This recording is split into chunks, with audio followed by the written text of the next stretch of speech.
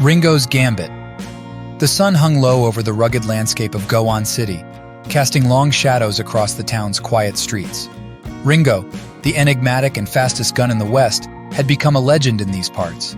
Yet, his past as an outlaw still haunted him, a constant reminder of the life he had left behind. Goan City had been enjoying a period of relative peace, but that tranquility was shattered one fateful day when a gang of notorious outlaws rode into town.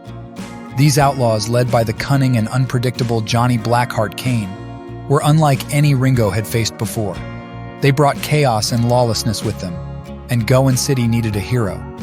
Ringo had vowed to protect the town and its people from the likes of Blackheart and his gang, but this time, he knew it would take more than just his quick draw to outsmart them.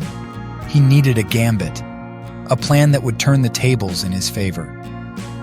Ringo spent days studying the movements and habits of Blackheart's gang.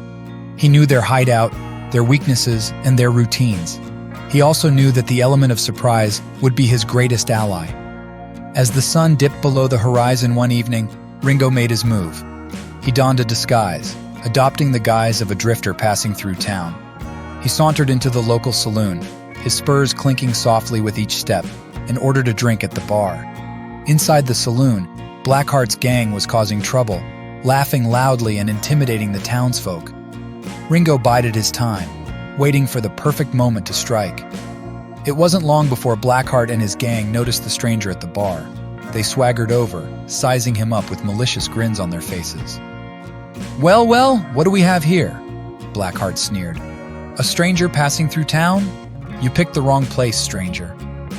Ringo kept his cool, taking a sip of his drink. "Just passing through," he replied with a casual tone. "No need for trouble." But trouble was what Blackheart wanted. He drew his gun and aimed it at Ringo. The tension in the saloon was palpable. In the blink of an eye, Ringo's gambit came to fruition. He drew his own gun, hidden beneath his duster, and fired with lightning speed.